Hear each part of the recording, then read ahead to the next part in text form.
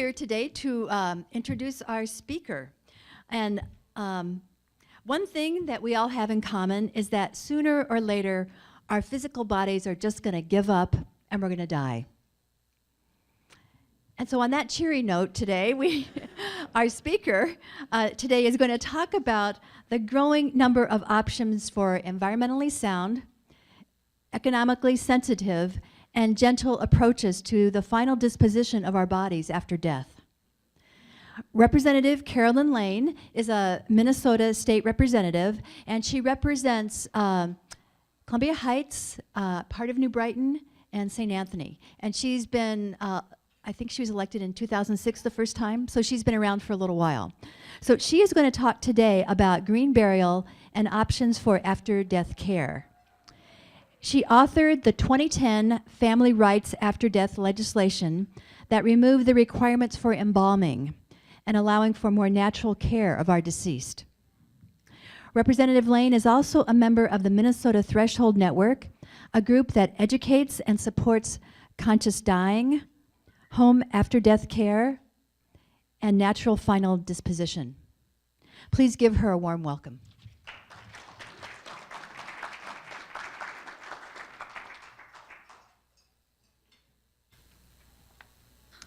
Well, thank you. I'm glad to be here today. I did speak several months ago at the Burnsville, I believe it was, Rotary. I usually do a presentation on home vigils and green burials, and you're getting basically the second half of that, basically on the green burials part. It's family-directed after-death care one way or another, and that being that the families can get more involved, and we'll talk about that a little bit later in the presentation too, about how we've changed over time and we can get back to more family involvement. Today's emphasis will be on the green burials. We have choices in the various forms of disposition that are available, besides what we would call the conventional. I won't call them traditional, because if you go back, a couple hundred years, it's no longer traditional. The way we do it now is quite different than we used to do it in the past. So it's conventional. It's what we conventionally do now, to have major embalming, major cosmetics, major casketing, all this expense of everything that you will see in a minute that goes into the ground. So, but there is a huge, I call it an exponential growth and interest in green burials, something that's a little bit more simple and environmentally sound and just more pleasant, you might say, more family involved. What is a green burial? Green burial is anything that's chemical free and biodegradable casket or a shroud, and no vaults.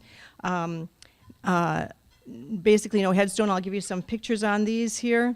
Here's no chemicals. They say sometimes now that there's a kind of embalming fluid that's less toxic, but it still is somewhat toxic. And the key thing here is formaldehyde. It's very, very toxic to the people who are doing embalming.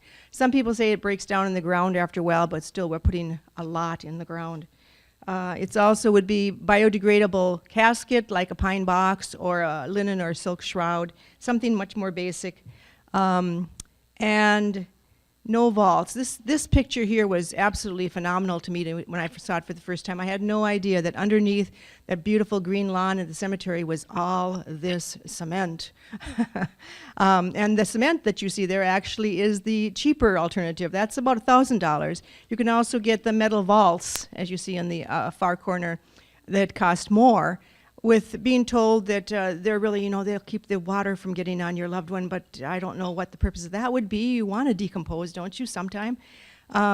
So the idea really is that they're very, very strong, and they prevent the ground from collapsing down, and hence they can drive their lawnmower tractors and their digging equipment across the lawn without having any ground sink. So it's so totally a cemetery requirement. It's not in the law. It's not something that anybody would require you except for cemetery.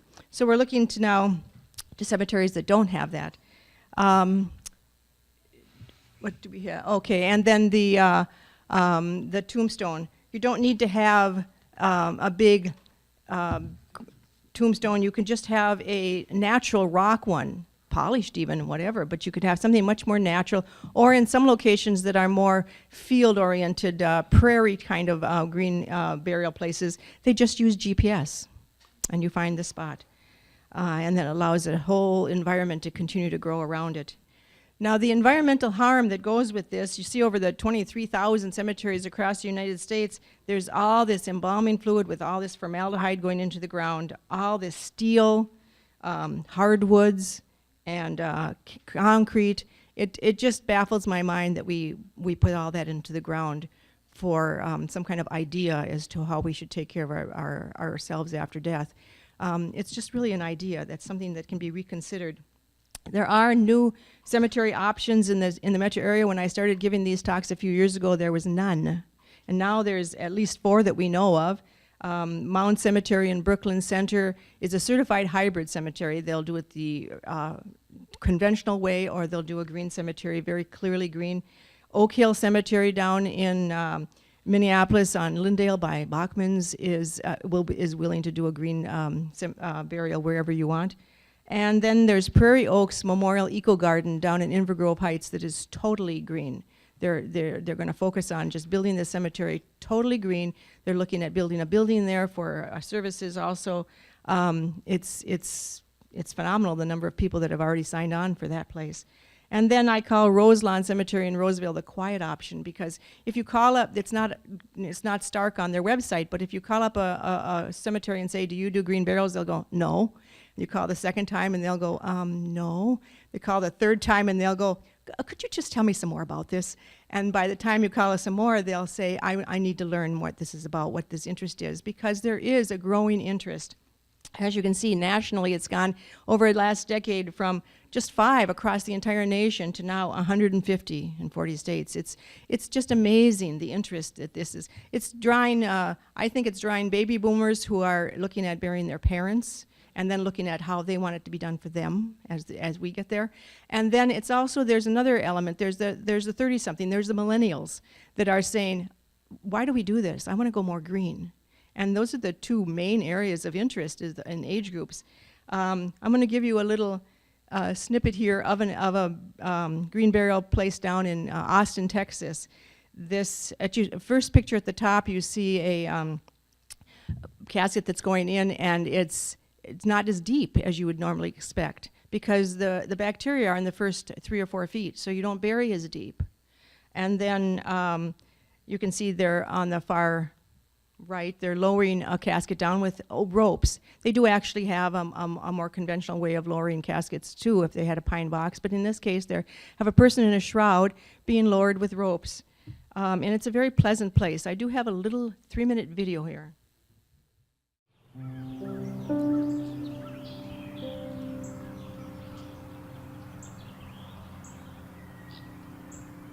I'm Ellen McDonald, and I own Eloise Woods Community Natural Burial Park. And what we are is a green cemetery.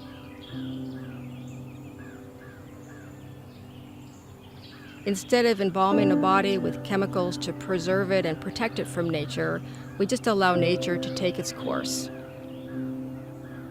We don't use metal or plastic containers, and we do not use any concrete grave liners. Bodies could just be wrapped in a shroud and placed directly into the earth.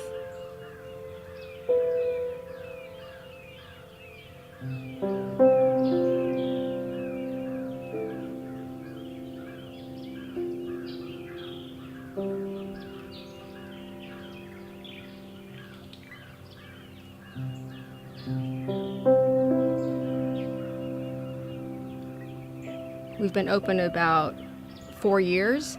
And so far we've buried 55 people and 64 animals.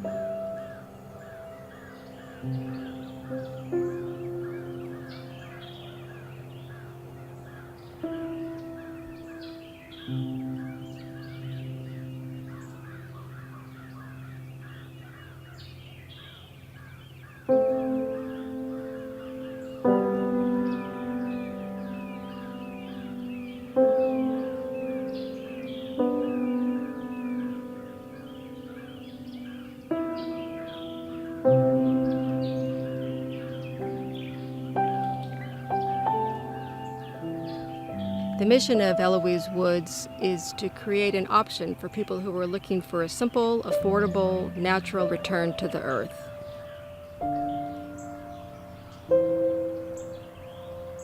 It is our privilege to be the stewards of this naturally beautiful place and provide a peaceful experience that is full of life and love.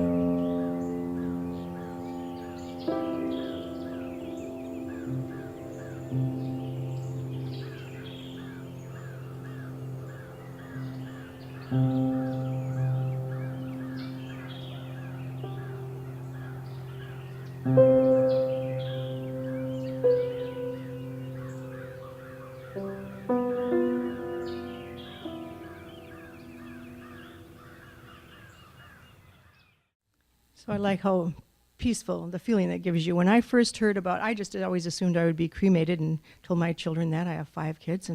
And when I first heard about green burials, I just thought we spend our lives speeding up everything. Fast food, fast this. We want it right now. We want it right away. Everything speeded up. And isn't that what cremation is? It takes the decomposition of the body and it makes it happen in 2 to 3 hours. And just lay me in the ground and let me decompose naturally. You know, what a thought. So it's just a different way of thinking about it.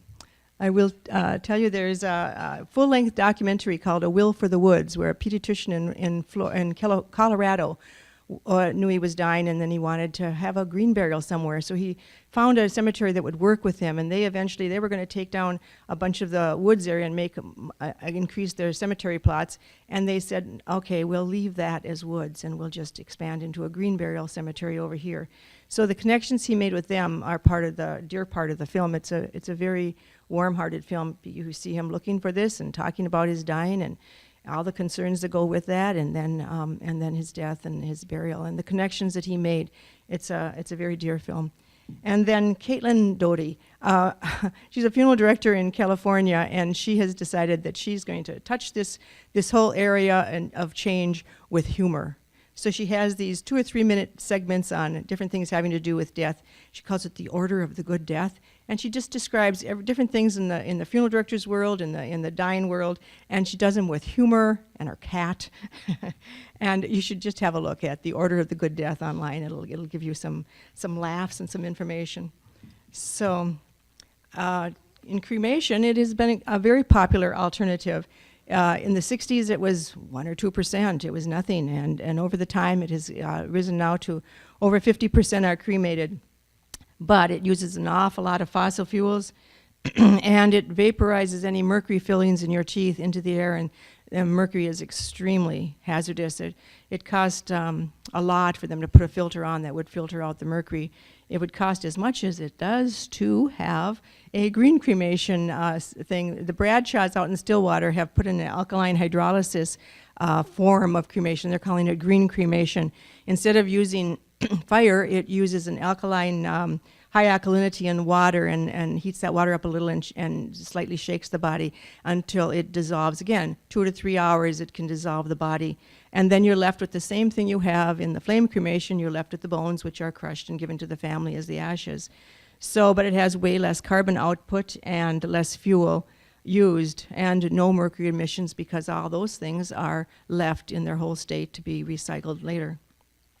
So we've been out there to visit this. This is a picture actually from their site in Stillwater. It's a very interesting and gentle process.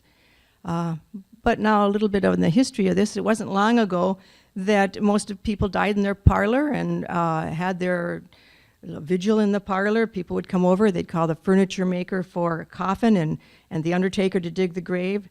And it was really the Civil War that brought a change because people wanted their loved ones to be brought home across the country, probably in the summertime, in railroad cars, and to make that happen, they needed to come up with a solution, and they came up with embalming. But for gradually, over this time now, about 75 years, we've given over the responsibility of this whole area to someone else. And whenever you lose that connection to a skill or an understanding of how things work, you could develop a certain fear about it. So we have now a sort of fear of the dead body and a dependency on others to handle it. There's a superstitious fear that the body is infectious and that belief that embalming is necessary, and neither one is true. The reality is that embalming has become habitual in the United States, and actually we're one of the, just about the only country that really uses embalming almost every time we have a death. It's really not necessary. The first person I called when I took on the task in 2010 of changing the law and removing embalming from the law, I called Dr. Michael Osterholm, the renowned epidemiologist, and he said, absolutely, it's simply a superstition, it's not necessary. And he testified for me in both the House and the Senate in passing that bill. He was very, very clear with the funeral directors who were putting up a little bit of a concern, and he was very clear with them, do not make this a jobs bill. A body is not infectious just because it's dead. You can have somebody in home hospice and you're with them, and then the moment of death, nothing changes. They don't become all of a sudden infectious. It's just our idea. And the purpose of embalming is not to disinfect, it's to slow decomposition. And that's good and that's important if you have people coming in and you need to take some more than a few days for people to arrive for a funeral. Embalming can be very helpful. But it's not needed if you're only going to keep the body for a few days, and there are ways to cool the body to keep it in that acceptable state for a few days. There's dry ice, or what we call techni ice, which is easier to handle, which just put in the core of the body and it keeps the body cooler. Even I know of people that had a 3-season porch, and the husband was on the 3-season porch in the late fall, so it was cooler. But embalming is definitely not needed for the public health, as Dr. Osterholm said. We've simply lost our connection to how to die well and then how to care for our own deceased loved ones. But families are now reawakening to the option for hands-on care of their deceased loved ones without embalming. And I say without embalming because as soon as you have embalming, it moves into the hands of the funeral directors, and then you lose that control and those options. So in Minnesota today, we now have the right to have anyone in the public available around a body that's not embalmed. It used to be that only a private vigil could have an unembalmed body, but now it is not the case. And I do say that in spite of the wording of some of the funeral directors, because they're still a little behind, there's a little gap here in them getting up to date with the law. They'll still say if you have a private vigil, you can have the unembalmed body, but it's not true. Anybody in the public can be present before an unembalmed body. And the visitation would just be on any private property. But that's everything. The home, the church, the funeral home, they're all private property. It's kind of the American way. The private property owner gets to decide. We put that in there because there was some talk about, oh my goodness, people will be having a body in Como Park. So we took out the public part of it. We can use dry ice, as I said, or techie ice to keep them a little cooler for a few days. And the law says you could keep a body unembalmed for 4 days. Now, I put this in more recently into my slides. For a body to be embalmed, the family must agree to relinquish their legal right to natural death care. It is their right by law to be in control of the care of their loved one. We tend to forget that. We tend to think that it has to go to the experts. But no, it is actually in the hands of the family. That is in the law. The family, and there's a whole sequence from the one that's given the legal right by an advance directive or something, all the way down to the spouse, the children, the parents, all the way down the list as to who has the right to control the body. And that person makes the decisions, and that person can choose something other than embalming. So, and to do this, it helps the environment. It's environmentally less toxic and more earth-friendly and economic. There's a cost savings. Now, in the maybe last 20 years, people have gone to direct cremation or direct burial in order to save the costs of embalming and cosmetics and casketing. However, what they do then is they lose that opportunity to spend a little bit more time with the body. There's something about just taking your time after that person has died to just actually let more than your forebrain recognize that the person has died. Let your whole being be with that and come to an awareness of that. And so you can have the cost savings without losing that sacred opportunity right after death for a day or more. And you can still have the cost savings. Emotional and spiritual, grief, like I was saying, is multi-layered. It's more than just the forebrain knowledge. It's also something that touches into ritual and time and the changes that happen over several days. And the first part of my presentation that I give when I have more time is about those vigils and those experiences, and you can see some of those examples. They're very, very touching. My first experience was to accidentally, as I say, walk in, because I went to a friend's, I'm having something in my home for my husband, and I went to pay my respects, and I walked in on a home vigil, and it was so tangibly sacred. It was just remarkable. So then over the years, I've gotten to know more. It's just an opportunity to be less fearful of this natural and inevitable part of our journeys. Every single person dies, and every single person knows everybody you know will die. It's just a matter of recognizing that we don't have to be as afraid of this as we sometimes are. And when we see a body lovingly cared for, then we are less afraid, I think, to be that body. So there's something of our journey that is made more gentle. And it's a gift to be with the present at that sacred time after death. So we do have choices. We have a continuum of options, as simple as when a person dies, especially if they die and it's an expected death. They're in hospice care, perhaps hospice care in the home. So it's an expected death. You don't have to pick up the phone as soon as they die. You can take your time before calling the funeral director or anybody. If it's an unexpected death and you don't know the cause of death, you need to call 911 then, so that the medical examiner gets involved. But if it's an expected death, and so many of our deaths these days are, you can take your time and you can just spend some time before you call the funeral director. You can have some choices to actually participate in washing or dressing the body. A lot of people that have a home vigil do that in the home. It's very, very touching to them. You can have a day vigil in the home, ask friends and family in, or you can have even the 3-day vigil in the home. That's the experiences that I've been aware of. It's very possible to do this, and it allows a whole different experience of death. And then you can choose a burial with all the casketing parts, or with some form of cremation, or a green burial. All these options are open to us. One of the best organizations to help in going through this is the Minnesota Threshold Network. You can Google them and get a website that has all kinds of resources. They have monthly meetings and give online resources and education and support. So that's a good source. And then I wrap up with this. Through the practicalities of simple, loving, caring ways, we help to personally encompass the dying process and the dead in reverence and in love.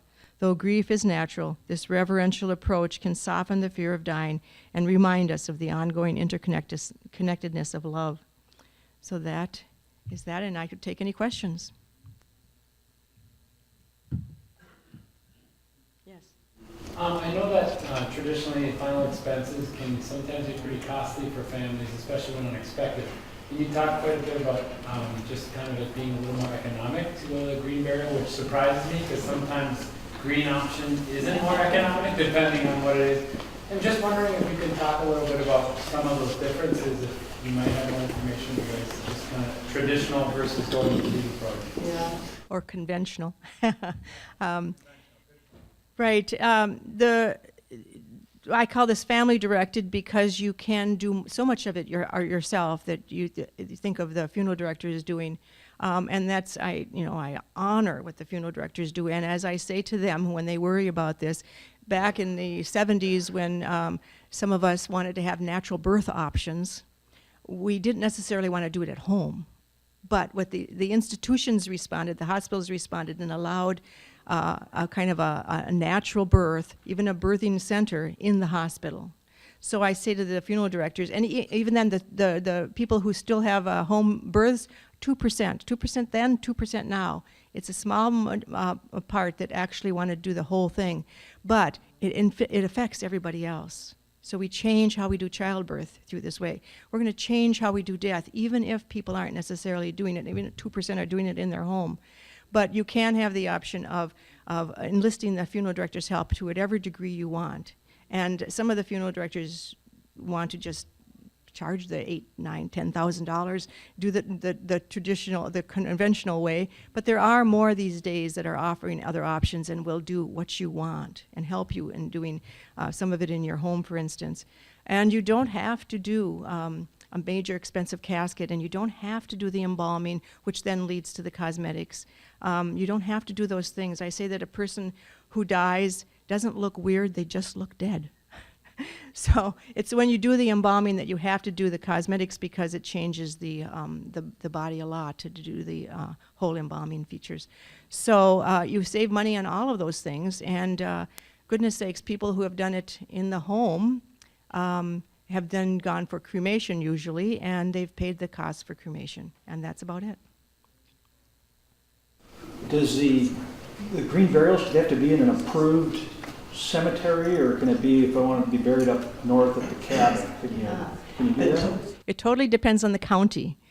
In the metropolitan area, the counties would all say, if you are going to use a piece of property for, like a farm, piece of a farm, for a burial, it will have to be designated as a cemetery in perpetuity. So you have to recognize that when you sell the property, you're selling a cemetery. So, but there are counties up north. I know that in Cook County up in Grand Marais, there's no rules on this, and I know somebody got buried in his front yard. So it's totally different. You have to check with your county. The counties supervise that. It looked like from all the places that you showed us that green cemeteries and green options for that type of burial seem to be growing, but the green cremation seemed to be still very small options. And I saw the fine print that Mayo Clinic and the Stillwater piece. Is it simply because of the technology and the need to either convert or purchase different that's holding that back? Because so I'm just curious to see if you see that to be a growing option. Right. The green cremation, as Broadchairs are calling it, they just started that. They just got that together now. The second in the nation. There's another one down in St. Petersburg, Florida. And as you said, the Mayo Clinic has been using it for their bodies after research for a long time, because it was a simple way to decompose their bodies. So the Bradshaws, though, everybody who had signed up on their list for cremation, because they offer that service, almost all went over to, I want the green cremation instead. So as far as the Bradshaws are concerned, it's an extremely popular alternative. And people can use that from wherever they are. They can ask their funeral director to use the Bradshaw's green cremation alkaline hydrolysis equipment. So that will grow, I think, because of the flame idea and because of the mercury emissions. That will grow too. And that they're keeping the cost the same as cremation. But the green cremation actually going in, the green burial actually going into the ground with a pine box or a shroud, that is so touching people. I suppose my experience is not unique, the way it hit me. That is so touching people that people are looking and asking for options, and that's why it's growing.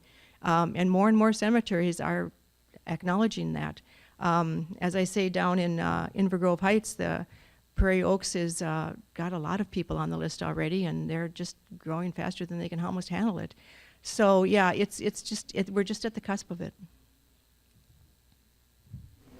Have you seen any pushback from conventional funeral type businesses? It depends on which one. The Bradshaws, for instance, are very friendly with all options, and they're willing to help people with whatever. Crescent Tide Funeral Home is a young funeral director. He's in Midway in St. Paul. Is a young funeral director who said, I'm going to do this differently. Instead of get a big funeral home, I'll have a storefront, and I'll basically farm out various services. And so he's able to keep the costs very low, because much of the cost of a funeral home is the overhead. And so his costs are lower right off the bat, Crescent Tide. And he will, because he's young and willing to do different things, he will transport from further distances. He will answer people's calls for something a little different. He will help out people. So things are changing. Some of the maybe outstate funeral homes were very, very concerned about my bill, because they kind of took embalming as the core of their business. Once they had that, then they had everything else that came out of that.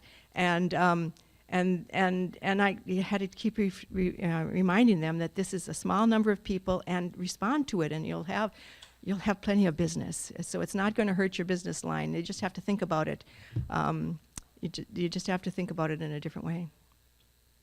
Was there any pushback from the other legislators?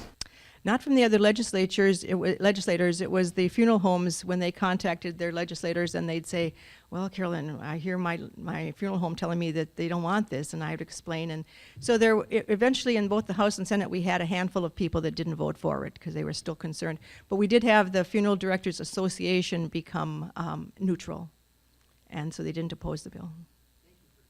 Yeah, you're welcome. Back there. How'd you get interested in this? As I said, I accidentally went to one in 2005 and was so touched by it that in 2010, and then we changed the law because actually it wasn't as strict.